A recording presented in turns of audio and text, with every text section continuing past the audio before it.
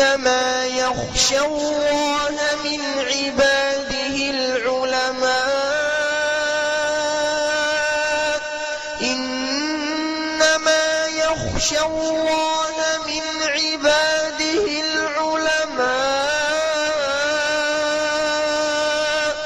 إنما يخشى الله من عباده العلماء إن الله عزيز غفور. السلام علیکم ورحمۃ اللہ وبرکاتہ. بھئی یہ سوال پوچھا گیا ہے کہ جماعت غربا اہل حدیث جو ہے وہ کون سی سنتوں پر عمل پیرا ہے جو دوسرے اہل حدیث جن پر عمل پیرا نہیں ہے یا دوسرے اہل حدیثوں نے چھوڑ دیا. اور یہ بھی سوال پوچھا گیا ساتھ ہی کہ بھئی مولانا عبدالوہاب صاحب نے کون سی سنتیں زندہ کریں جو عموماً اہل حدیث عمل نہیں کرتے تھے. تو میں مختصر انداز میں اس کا جواب دے دوں. دیکھیے، تراجم علماء اہل حدیث جمعیت اہل حدیث کی چھپی ہوئی مشہور کتاب ہے جو 29ویں اہل حدیث کانفرنس میں دلی میں جو ہے جس کا اجراء ہوا تھا. خالد حنیف نے جو ہے یہ کتاب لکھی ہے. اس کا پہلا حصہ صفحہ 303 میں جو ہے انہوں نے بڑے واضح طور پر کئی سنتیں جو مولانا عبدالوہاب صاحب نے زندہ کری تھیں ان کو گنایا ہے. اور اس میں لکھتے ہیں کہ آپ بڑے دلیر اور جرأت مند عالم دین تھے. بلا کسی خوف کے دھڑلے سے کتاب و سنت کی تعلیم و تدریس اور دعوت و تبلیغ کی. بلا کسی خوف لومت لائم ہر مجلس اور ہر مقام پر نعرہ حق بلند کیا. آپ نے دہلی میں کچھ ایسی سنتوں پر عمل کا آغاز کیا جس پر لوگ عموماً عمل نہیں کرتے تھے. پھر تقریباً 6-7 سنتیں جو زندہ انہوں نے کی تھی وہ گنائی ہیں. اسی طرح سے مولانا اسحاق بھٹی رحمۃ اللہ علیہ انہوں نے بھی اپنی کتاب میں جو ہے مولانا عبدالوہاب صاحب کے تعلق سے کاروان سلف اور دوسری جو کتابیں ہیں ان میں ان کے سنتیں گنائی ہیں انہوں نے. اور اس میں لکھتے ہیں کہ مولانا عبدالوہاب صاحب دہلوی جرأت مند اور دلیر عالم دین تھے. انہوں نے نہایت زور اور دبدبے کے ساتھ توحید و سنت کی اشاعت کری اور بلا خوف لومت لائم ہر مجلس اور ہر مقام پر نعرہ حق بلند کیا. ان کی زندگی کا اصل مقصد ہمیشہ لتکون کلمۃ اللہ ہی العلیٰ تھا. انہوں نے نبی صلی اللہ علیہ وسلم کی بعض ایسی سنتوں پر عمل کا آغاز کیا جن پر لوگ از راہ مصلحت یا کسی اور وجہ سے عمل نہیں کر رہے تھے، اور ان میں مندرجہ ذیل سنتیں شامل ہیں. پھر اس کے بعد انہوں نے کچھ سنتیں گنوائیں جو انہوں نے زندہ کی تھی جس پر عموماً لوگ عمل نہیں کرتے تھے. اسی طرح ہم دیکھتے ہیں کتاب مولانا حافظ ابو محمد سلطان احمد میاں والی صاحب، انہوں نے تفسیر سورہ فاتحہ کے شروع میں جو ہے ان کی زندگی مولانا عبدالوہاب صاحب کی مختصر انداز میں بیان کی ہے. اور اس میں انہوں نے بھی بہت ساری سنتیں جو انہوں نے زندہ کی وہ گنائی اور لکھا کہ مولانا مرحوم نے اشاعت توحید و سنت اور شرک و بدعت کے قلع قمع کرنے کے لیے اپنی زندگی کو وقف کر دیا تھا. خصوصاً مردہ سنتوں کے احیاء میں ہمہ تن مصروف اور کوشاں رہتے. چنانچہ آپ نے بہت سی ایسی مردہ سنتوں پر عمل کیا کرایا اور ان کی اشاعت کی جو شرک و بدعات اور رسومات کفریہ اور رواج پرستی کے گھٹا ٹوپ اندھیروں میں چھپ چکی تھیں. مسلمان اہل ہنود کی تقلید میں اپنے نبی کے انمول فرامین و اقوال اور اسوہ حسنہ کو فراموش کر چکے تھے. اسی طرح سے مورخ اہل حدیث ڈاکٹر محمد بہاؤالدین صاحب، انہوں نے بھی اپنی مشہور کتاب تحریک ختم نبوت کے حصہ سوم میں صفحہ 435 میں بھی کچھ سنتیں گنوائی ہیں جو مولانا عبدالوہاب صاحب نے زندہ کری تھیں. الغرض بہت سارے علماء نے اپنی اپنی کتابوں میں ان سنتوں کا ذکر کیا ہے جو مولانا عبدالوہاب صاحب رحمۃ اللہ علیہ نے آج سے تقریباً 150 سال پہلے دہلی میں، جبکہ عموماً اہل حدیث جن سنتوں کو چھوڑ چکے تھے ان کو انہوں نے زندہ کیا تھا. ان میں سے چند میں مولانا حافظ ابو محمد سلطان احمد میاں والی کی کتاب سے گنا دیتا ہوں. انہوں نے چند سنتوں کا ذکر کیا ہے. ویسے تو بہت ساری سنتیں ہیں، ان میں وہ پہلی جو گناتے ہیں وہ ہے 12 تکبیروں کے ساتھ عیدین کی نماز میدان عید میں ادا کرنا. یعنی عموماً اس وقت جو ہے مسجدوں میں ہی لوگ عید کی نماز پڑھتے تھے اور حنفیوں کے پیچھے 6 تکبیرات سے ہی پڑھتے تھے، جبکہ سنت 12 تکبیرات کے ساتھ نماز عید کا ادا کرنا ہے اور کھلے میدان میں ادا کرنا ہے۔ تو یہ دونوں سنتیں انہوں نے زندہ کری کہ ایک تو 12 تکبیر سے عید کی نماز پڑھائی اور کھلے میدان میں جا کر کے نکل کر کے اپنی جماعت کو لے کر کے جو ہے انہوں نے عید کی نماز شروع کری۔ شروع میں بڑی مخالفت ہوئی، لیکن الحمدللہ سب اہل حدیث اس پر جو ہے عمل کرنا شروع کر دیا۔ بالکل اسی طرح مستورات کو، عورتوں کو، خواتین کو عیدگاہ لے جانا، عورتیں جو ہے نہ مسجد جاتی تھیں نہ عیدگاہ جاتی تھیں، اہل حدیثوں کی عورتیں بھی عیدگاہ نہیں نکلتی تھیں، لیکن مولانا عبدالوہاب صاحب رحمۃ اللہ علیہ نے سب سے پہلے اپنے خاندان کی عورتوں کو جو ہے عیدگاہ کے لیے نکالا، جیسے کہ بخاری مسلم وغیرہ کی روایتیں ہیں کہ اللہ کے رسول صلی اللہ علیہ وسلم نے حکم دیا تھا عورتوں کو کہ وہ نکلیں اور مسلمانوں کی دعاؤں میں شامل ہوں۔ تو مولانا عبدالوہاب صاحب نے اس سنت کو دوبارہ زندہ کیا،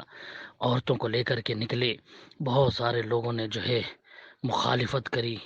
اور جو ہے طرح طرح سے الزامات بھی دیے مولانا عبدالوہاب صاحب کو، لیکن وہ برابر اس پر عمل پیرا رہے اور آخرکار تمام جو ہے دیگر اہل حدیث بھی اس مردہ سنت پر عمل پیرا ہونے لگے، اور آج تو الحمدللہ سب اس پر عمل کرتے ہیں۔ اسی طرح سے خطبہ جو ہے جمعہ کا خطبہ وہ سامعین کی زبان میں، صرف عربی زبان میں ہی خطبہ پڑھا جاتا تھا،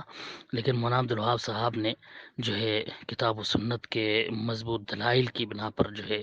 خطبہ جمعہ جو ہے وہ سامعین کی زبان میں شروع کیا کہ بھائی سننے والے جب تک خطبے کو نہیں سمجھیں گے، دین کے مقصد کو نہیں سمجھیں گے، جو خطبہ کا اصل مقصد ہے وہ ان کو دین سمجھانا سکھانا ہے۔ اب یہی چیز نہیں رہی، صرف عربی میں پڑھ کر کے اتر جائیں تو مقصد ختم ہو جاتا ہے، تو اس مقصد کو حاصل کرنا ضروری ہے۔ تو یہی جو ہے انہوں نے دلائی سے ثابت کر کے، جیسا کہ مولانا محمد جناح گڑھی رحمۃ اللہ علیہ نے بھی خطبہ محمدی میں اس کی وضاحت اور تفصیل بیان کی ہے، جو مولانا عبدالوہاب صاحب کے شاگرد ہیں۔ تو اس پر انہوں نے سب سے پہلے عمل شروع کیا۔ شروع میں بہت زیادہ مخالفت ہوئی کہ نہیں، عربی میں ہی خطبہ دیا جائے گا، اردو میں کیسے خطبہ دے سکتے ہیں، لیکن آہستہ آہستہ الحمدللہ آج تمام اہل حدیث مساجد میں جو ہے اس پر عمل ہو رہا ہے جو انہوں نے سنت زندہ کری تھی۔ اسی طرح سے جنازے کی نماز جو ہے وہ سری ہی پڑھائی جاتی تھی، بس سری ہی جو ہے اس کو معمول بنا لیا گیا تھا، حالانکہ اللہ کے رسول صلی اللہ علیہ وسلم نے جہری بھی پڑھی ہے،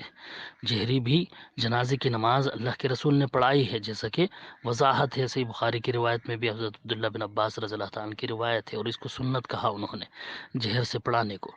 تو صلاۃ جنازہ جہر سے پڑھانا، یہ مولانا عبدالوہاب صاحب نے جو ہے دوبارہ اس سنت کو زندہ کیا اور ثابت کیا قرآن حدیث کی دلائل سے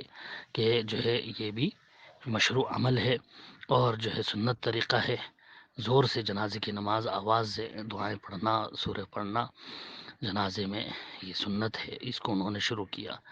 اسی طرح سے مظلومہ عورت کا فسخ نکاح، یعنی جس طرح سے مردوں کا حال تھا کہ عورتوں پر سخت ظلم ڈھا رکھا تھا مردوں نے، نہ ان کو بساتے نہ ہی ان کو طلاق دے کر کے چھوڑتے کہ کہیں اور جا کے بس جائیں، تو یہ جو خاوندوں کی طرف سے ظلم ہو رہا تھا، اس کا حل جو ہے قرآن حدیث کی روشنی میں مولانا عبدالوہاب صاحب نے اپنا یہ فتویٰ دیا تھا کہ جو ہے عورت جو ہے اپنا نکاح فسخ کرا سکتی ہے امیر کے پاس، قاضی کے پاس جا کر کے، لیکن احناف کی طرح بہت سے اہل حدیثوں نے بھی اس پر بہت زیادہ شور و غل مچایا، بہت مخالفت کری اس فتوے کی، لیکن الحمدللہ آہستہ آہستہ سب نے جو ہے اس حق کو تسلیم کر لیا اور اب الحمدللہ سب عمل پیرا ہیں۔ اسی طرح سے جمعے کی اذان اہل حدیث مساجد میں بھی 2 ہوا کرتی تھیں، لیکن مولانا عبدالوہاب صاحب نے جو ہے کہا کہ یہ کھلی بدعت ہے، مسجد کے اندر 2 اذانیں دینا یہ سنت سے ثابت نہیں ہے۔ حضرت عثمان غنی رضی اللہ عنہ نے بھی جو دلوائی تو وہ پہاڑ پر زورا مقام پر دلوائی تھی، مسجد کے اندر کبھی کسی نے 2 اذانیں نہیں دلوائیں جس طرح اب دیے جا رہی ہیں۔ تو انہوں نے جو ہے ایک اذان ختم کرائی اور ایک ہی اذان دی جاتی تھی۔ انہوں نے جو ہے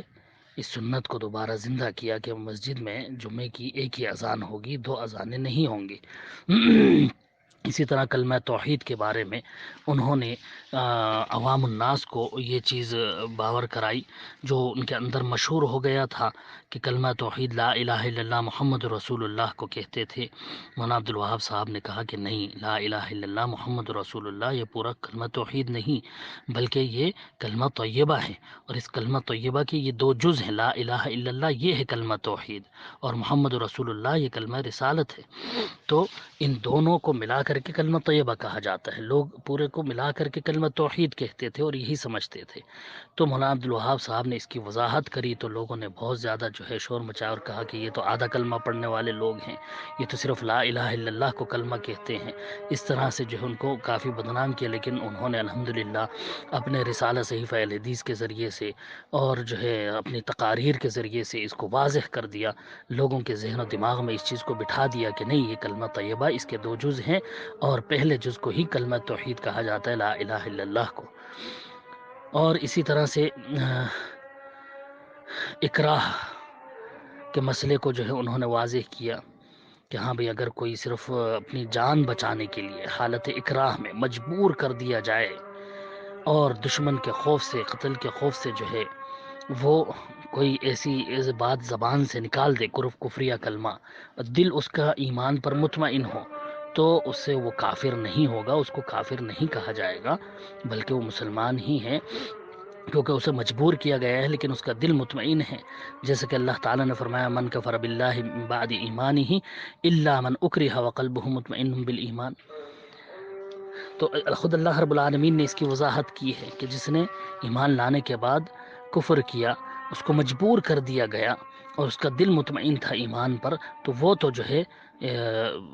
کافر نہیں ہے، وہ نہ ہی جو ہے اس وعید میں شامل ہے۔ باقی جو ایمان لانے کے بعد کھلا کفر کرے تو وہ سخت جو ہے مجرم ہے، اللہ تعالیٰ کے ہاں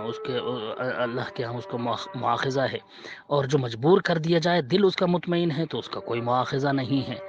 تو یہ فتویٰ جب مولانا عبد الوہاب صاحب نے دیا کہ مجبوری کی حالت میں اگر کفریہ کلمہ اس نے کہہ دیا تو وہ کافر نہیں ہو جاتا جبکہ وہ دل اس کا مطمئن ہے ایمان پر،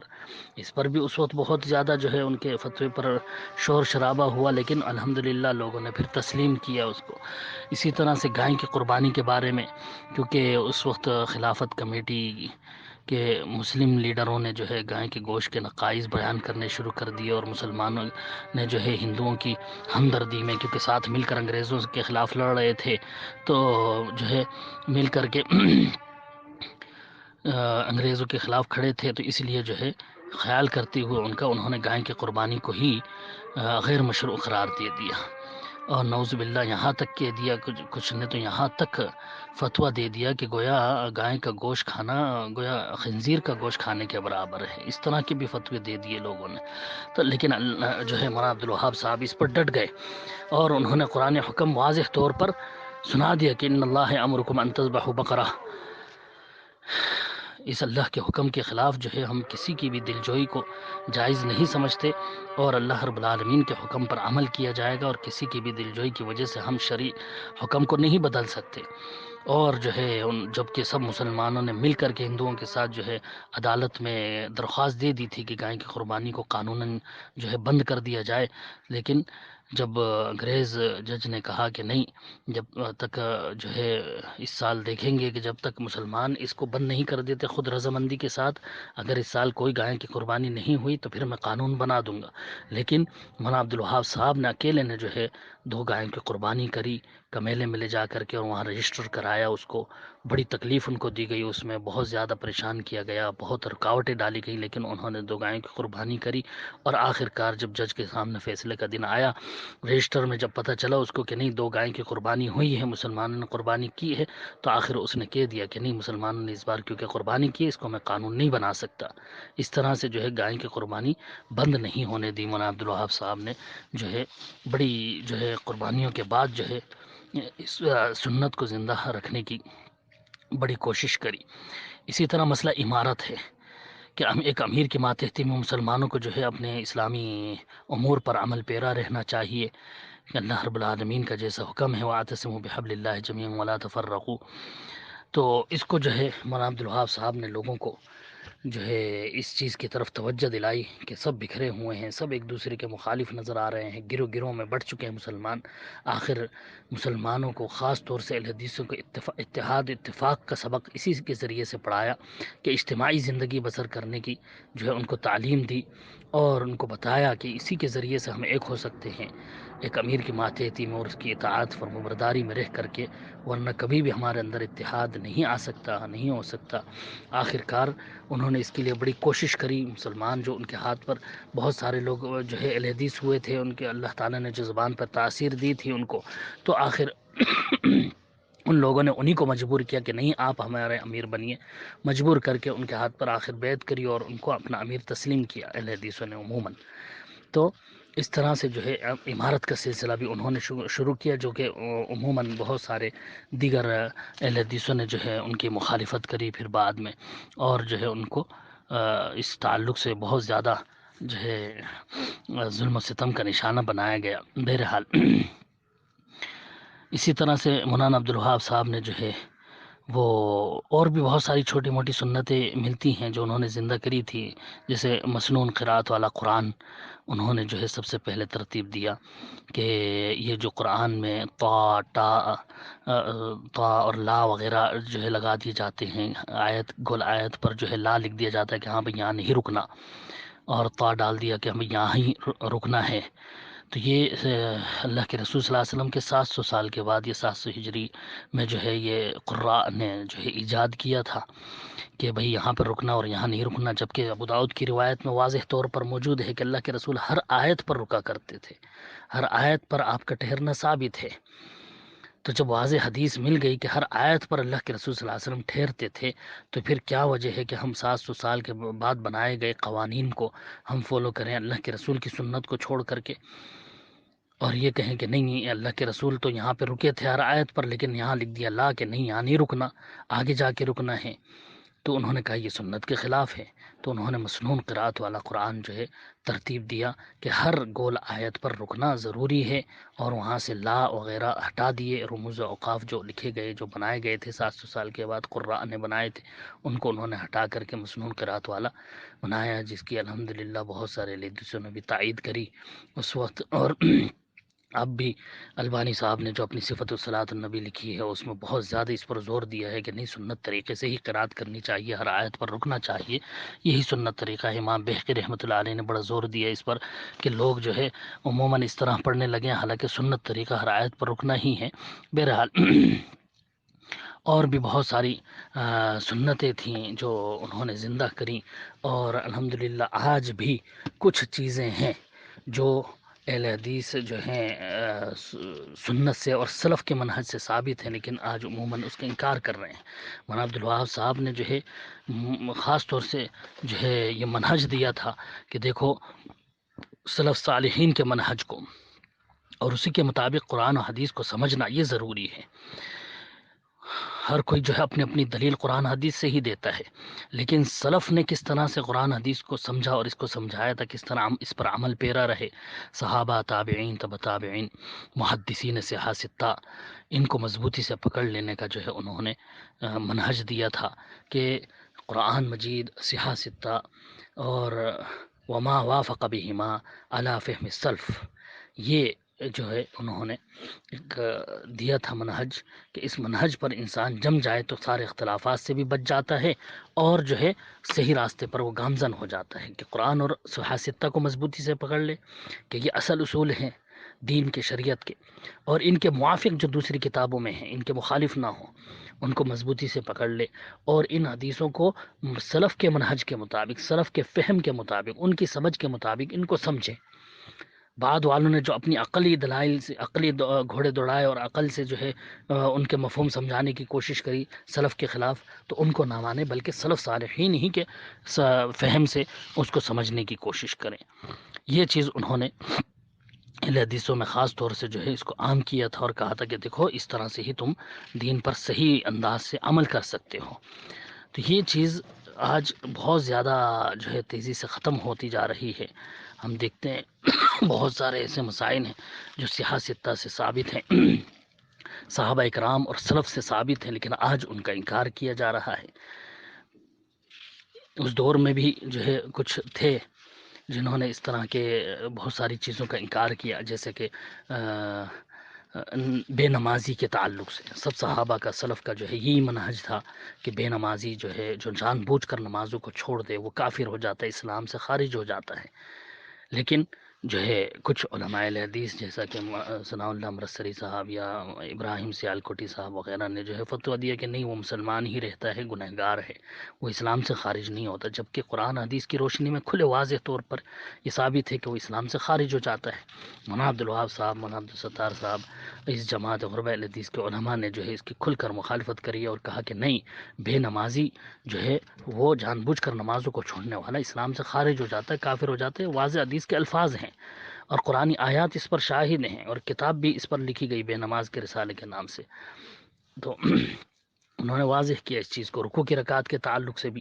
جو ہے ہمارے بہت سارے حدیث جو ہے اس کو تسلیم نہیں کرتے آج بھی، اور کہتے ہیں کہ نہیں، رکوع میں ملنے سے رکعت نہیں ہوگی جب تک سورہ فاتحہ نہ پڑھی ہو۔ لیکن انہوں نے ہماری جماعت کے محدثین نے جو ہے علماء اسلام نے سلف کے منہج کو سامنے رکھ کر کے یہ فتویٰ دیا کہ نہیں، رکوع میں ملنے سے رکعت ہو جاتی ہے، کیونکہ اس کے تعلق سے حدیثیں بھی ہیں اور صحابہ اکرام کا عمل بھی اس کے تعلق سے ثابت ہے۔ اس کے مخالف ہمیں صحابہ میں نہیں ملتے، جبکہ رکوع کی رکعت کے ماننے والے صحابہ میں واضح طور پر ہمیں بہت سارے نظر آتے ہیں، اور اس پر کتاب بھی لکھی گئی ہے رکوع کی رکعت کے تعلق سے۔ لیکن آج جو ہے بہت سارے لوگ اس کا انکار کرتے ہیں۔ اب جو ہے نئی تحقیقوں کی وجہ سے بھی بہت ساری سنتیں آج چھوڑی جانے لگی ہیں، جس پر الحمدللہ جماعت غربۂ حدیث عمل پیرا ہیں، لیکن بہت سارے حدیثوں نے چھوڑ دیا ہے، جیسے کہ دعا کے بعد چہرے پر ہاتھ پھیرنا، اس کو جو ہے ضعیف کہہ کر کے روایت کو اور جو ہے بالکل چھوڑا جا رہا ہے، اس عمل کو بدعت کہا جا رہا ہے کہ بھئی دعا کے بعد چہرے پر ہاتھ نہ پھیرا جائے، حالانکہ حدیث سے ثابت ہے اور کئی روایتیں اس کے تعلق سے ہیں جس کو بڑے بڑے علماء اسلام جو ہے حسن قرار دیتے ہیں۔ ابن حجر عسقلانی وغیرہ نے شواہد کی بنیاد پر حسن قرار دیا۔ اسی طرح سے جو ہے آج بہت سارے ہمارے حدیث حضرات جو ہے وہ عیدین اور جنازے کی نمازوں میں جو زائد تکبیرات ہیں ان میں رفع الیدین کرنے کا انکار کرتے ہیں، جبکہ رفع الیدین ثابت ہے صحابہ کے عمل سے، لیکن رفع الیدین نہیں کرتے، اور جو کہتے ہیں کہ نہیں، یہ صحیح حدیث سے ثابت نہیں ہے۔ جہری نماز کا میں بتا چکا ہوں، آج بھی بہت ساری جگہ جو ہے جہری نماز جنازے کی نہیں پڑھائی جاتی ہیں، اور اسی طرح سے کئی جگہوں پر جو ہے یہ منع کیا جاتا ہے اہل حدیث حضرات کی مساجد میں کہ دوسری جماعت نہیں ہو سکتی۔ جماعت تو بس جو ایک ہو گئی ہے بس وہی ہوگی، اب ایک مسجد کے اندر اسی نماز کی دوسری جماعت نہیں ہو سکتی، حالانکہ صحابہ کے عمل سے ثابت، خود اللہ کے رسول صلی اللہ علیہ وسلم کے سامنے دو جماعت ہوئی۔ خود اللہ کے رسول صلی اللہ علیہ وسلم نے، ابو داؤد اور ترمذی وغیرہ کی روایت ہے کہ اللہ کے رسول صلی اللہ علیہ وسلم نے جو ہے ایک وہ جو پیچھے رہ گیا تھا شخص، اس کے ساتھ جماعت کرنے کی ترغیب دی، اور ایک صحابی کھڑے ہو کر کے ان کے ساتھ جماعت کرائی، جماعت سے انہوں نے وہ نماز پڑھی۔ صحابہ کے عمل سے یہ ثابت ہے کہ ایک ہی مسجد میں انہوں نے دوبارہ جماعت۔ خود امام ترمذی نے باقاعدہ باب باندھ کر کے یہ چیز سمجھا دی کہ ایک ہی مسجد میں جس میں نماز ہو چکی ہے وہاں پھر دوبارہ وہی نماز پڑھنا با جماعت یہ بالکل جائز ہے۔ تو یہ سلف کا منہج ہے، لیکن آج اس کا انکار کیا جا رہا ہے طرح طرح کے بہانوں سے۔ سورہ فاتحہ، اس سے پہلے بسم اللہ الرحمن الرحیم جہری پڑھنا، اس کو بھی جو ہے سنت سے ثابت ہے، صحابہ کے عمل سے ثابت ہے، لیکن آج عموماً ہم دیکھتے ہیں الحمدللہ رب العالمین سے ہی سورہ فاتحہ شروع کرتے ہیں۔ بسم اللہ الرحمن الرحیم ہمارے بہت سارے بھائی پڑھتے ہی نہیں، ہمارے امام آج اہل حدیثوں کے نہیں پڑھ رہے ہیں، حالانکہ یہ بسم اللہ الرحمن الرحیم سورہ فاتحہ کی ایک آیت ہے، بغیر بسم اللہ کے یہ 7 آیتیں مکمل ہوتی ہی نہیں، جس کو اللہ تعالیٰ نے 7 مثانی کہا۔ 7 آیتیں جو بار بار پڑھی جاتی ہیں یہ سورہ فاتحہ ہی ہے، لیکن جہر سے جو ہے پڑھی نہیں جاتی ہیں۔ قنوت وطر میں ہاتھ اٹھانا، اس کو بھی جو ہے آج بہت سارے ہمارے بھائی منع کرتے ہیں کہ نہیں، وطر میں جو ہے ہاتھ اٹھانا ثابت نہیں، حالانکہ صحابہ کے عمل سے یہ ثابت ہے۔ تو سلف کا منہج جب ہمیں مل گیا تو بس اس پر عمل کرنا چاہیے۔ حضرت عبداللہ بن مسعود وغیرہ نے جو ہے ہاتھ اٹھائے وطر میں، وہ ثابت ہے، کسی نے انکار نہیں کیا صحابہ میں سے اس کا، تو یقیناً جو ہے یہی طریقہ ہے جو اللہ کے رسول صلی اللہ علیہ وسلم سے ثابت ہے۔ بالکل اسی طرح رمضان مبارک میں جو ہے قنوت جب پڑھی جاتی ہے تو آدھے رمضان تک جو ہے قنوت کا نہ پڑھنا وطر میں، یہ صحابہ کے عمل سے بھی ثابت ہے۔ بہت سارے صحابہ جیسے کہ ابی بن کعب، حضرت عمر رضی اللہ عنہ، حضرت علی رضی اللہ عنہ، ان سب سے جو ہے ثابت ہے کہ شروع کے 15 دن نصف رمضان تک وہ وطر میں قنوت نہیں پڑھتے تھے، اور آدھے رمضان کے بعد ہی، نصف رمضان کے بعد ہی وہ قنوت پڑھا کرتے تھے وطروں میں۔ تو یہی سنت طریقہ ہے جو صحابہ نے سیکھا اللہ کے رسول صلی اللہ علیہ وسلم سے، اس کے خلاف ہمیں کوئی عمل نہیں ملتا۔ جو حدیث پیش کی جاتی ہے کہ بھئی جو ہے پورے سال پڑھنے کی، تو وہاں بالکل وہ بھی، اس حدیث کو بھی ہم مانتے ہیں، لیکن پورے سال پڑھنے کی وہاں بھی وہ تخصیص نہیں ہے کہ ہمیں رمضان میں بھی پورا مہینہ پڑھنا ہے۔ بس وہاں ایک حدیث ہے کہ ہم عبداللہ بن مسعود رضی اللہ عنہ والی کہ پورے سال پڑھتے تھے، ٹھیک ہے پورے سال پڑھیں گے، لیکن یہاں پر واضح ہو گئی، تخصیص ہو گئی اس عام حدیث میں کہ ہاں بھی شروع کے 15 دن نہیں پڑھے تو بس وہ شروع کے 15 دن نہیں پڑھیں گے، باقی پورے سال پڑھیں گے۔ تو اس طرح سے حدیثوں کو مولانا عبدالوہاب صاحب نے جو ہے بڑے اچھے انداز سے سمجھایا اور تطبیق کا طریقہ بتایا کہ کس طرح سے تطبیق دی جاتی ہے حدیثوں میں، تاکہ کسی حدیث کا انکار نہ ہونے پائے۔ ایسے بہت سارے مسائل ہمیں ملتے ہیں۔ عقیقہ کا ہے مسئلہ کہ بھئی بڑے جانوروں میں سے عقیقہ ہو سکتا ہے یا نہیں، تو اس میں بھی اختلاف ہے، لیکن انہوں نے جو ہے بتایا کہ نہیں، جب صحابہ سے ثابت ہے کہ بڑے میں انہوں نے عقیقہ کیا تو بس یہی طریقہ بالکل جائز ہے، اس کو جو ہے بدعت نہیں کہا جا سکتا۔ تکبیرات ذی الحجہ کی کب سے شروع ہوں گی؟ عموماً لوگ جو ہے وہ 8ویں یا 9ویں ذی الحجہ سے تکبیرات شروع کرتے ہیں، حالانکہ صحیح بخاری کی روایت میں ہے کہ جو ہے مشہور صحابہ حضرت عبداللہ بن عمر اور حضرت ابو ہریرہ رضی اللہ عنہ جو ہے ان 10 دنوں میں جو ہے چاند نظر آنے کے بعد سے ہی تکبیرات شروع کر دیتے تھے، بلند آواز سے تکبیرات پڑھتے تھے، یہی ثابت ہے۔ تو اس کو جو ہے باقاعدہ اس پر عمل پیرا ہونا چاہیے اہل حدیثوں کو، خاص طور سے جبکہ سنت سے اور سلف کے منہج سے یہ چیزیں ثابت ہیں۔ اس طرح کی بہت ساری چیزیں ہیں، نماز کے ہی دیکھ لیجئے کہ نماز میں جو ہے کئی چیزیں ہیں جو جیسے 2 سجدوں کے درمیان انگلی اٹھانا، انگلی سے اشارہ کرنا، یہ حدیث سے ثابت ہے، لیکن آج عموماً اہل حدیث اس پر عمل پیرا نہیں ہے۔ نماز میں قرآنی آیات کا جواب دینا کہ ابھی امام جو ہے وہ کسی ایسی آیت پر پہنچا جہاں جواب ثابت ہے تو وہاں پر جواب دینا امام اور مقتدی کا، یہ سلف کے منہج سے، صحابہ اکرام کے عمل سے ثابت ہے، خود اللہ کے رسول صلی اللہ علیہ وسلم سے نماز کی حالت میں ثابت ہے۔ تو پھر آج جو ہے اہل حدیث کیوں نہیں جواب دیتے قرآن آیات کا؟ بھینس کی قربانی کا آپ نے سوال میں ہی ذکر کیا کہ بھائی بھینس کی قربانی پہلے نہیں مانتے تھے اب ماننے لگے ہیں، بالکل یقیناً بہت سارے اہل حدیث منع کرتے تھے کہ نہیں، کیونکہ قرآن حدیث میں بھینس کا ذکر نہیں، اسی لیے بھینس کی قربانی جائز نہیں، لیکن سلف سے جو ہے ثابت ہے، انہوں نے بھینس کی قربانی کی اور اس کو گائے کے جو ہے گائے کے زمرے میں شمار کیا، اس کی زکوٰۃ کے تعلق سے جو ہے سلف سے ثابت ہے کہ انہوں نے گائے کے برابر قرار دیا، گائے کا نصاب ہی جو ہے بھینس کا نصاب قرار دیا۔ تو اسی طرح قربانی بھی یقیناً صحیح، زکوٰۃ جو ہے وہ امیر کے ہاتھ میں دینا چاہیے، یہی اللہ کے رسول صلی اللہ علیہ وسلم کا صحابہ اکرام کا طریقہ تھا۔ اس کے تعلق سے بھی جو ہے جماعت غرباء الحدیث ہی اس پر عمل پیرا ہے، بیت المال کا نظام قائم کیا اور زکوٰۃ جو ہے وہ امیر کے ہاتھ میں دینا، یہ سنت طریقہ ہے، صحابہ اکرام کا عمل ہے، منہج سلف میں یہی طریقہ رہا ہے۔ اس کو آج عموماً لوگوں نے چھوڑ دیا، اپنی اپنی مرضی سے زکوٰۃ دینے لگے، یہ سنت سے ثابت نہیں ہے اپنی مرضی سے زکوٰۃ دینا۔ اور بھی ہیں بہت ساری چیزیں اس طرح کی، اللہ علم ابھی جو یاد ہیں میں نے بتا دی ہیں آپ کو، اور اگر کبھی موقع ملا تو انشاءاللہ اس کی تفصیل میں بیان کروں گا انشاءاللہ تعالی۔ ولغير الله لا نحمي الجبال، غرباء وارتضيناها شعارا للحياة، إن تسل عنا فإنا لا نبالي بالطغاة، نحن جند